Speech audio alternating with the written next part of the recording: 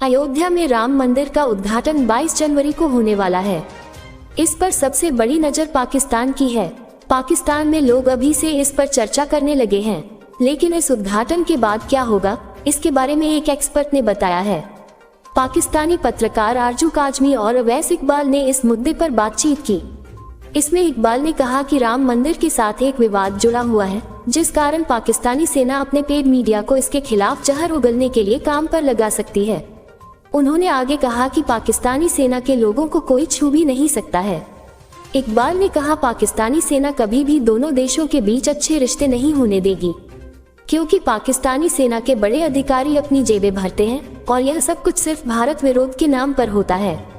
अगर भारत से अच्छे रिश्ते हो गए तो आखिर लोग पूछेंगे कि इतनी बड़ी सेना की क्या जरूरत है। उनसे जब पूछा गया कि पाकिस्तान भारत को क्या दे सकता है, तो उन्होंने मजाक में कहा, हम भारत को हाफिज सईद और मसूद अजहर दे सकते हैं।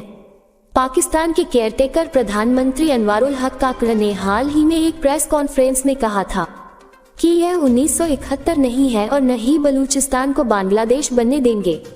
उनके इस बयान पर इकबाल ने कहा, काकड़ साहब पर मुझे बहुत तरस आता है। वह इस तरह से एस्टेब्लिशमेंट पाकिस्तानी सेना के जूते पॉलिश कर रहे हैं कि पाकिस्तान के पीएम की रही सही इज्जत भी खत्म हो चुकी है। बलोच इस समय इस्लामाबाद में कैंप लगाकर बैठे हैं, और अगर आप कहते हैं कि यह 1971 नहीं है तो ये तय है कि आपने इतिहास से कुछ नहीं सीखा है।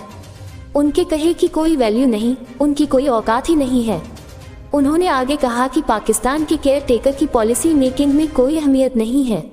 जो कुछ पॉलिसी बनती है वह जनरल असीम मुनीर, चीफ जस्टिस पाकिस्तान और DGISI नदीम अंजुम करते हैं।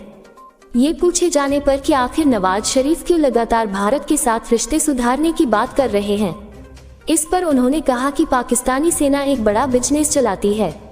भारत के साथ संबंध सुधारने और बिजनेस शुरू करने में उसका ही फायदा है, इसलिए नवाज शरीफ से ये सब कुछ कहलवाया जा रहा है।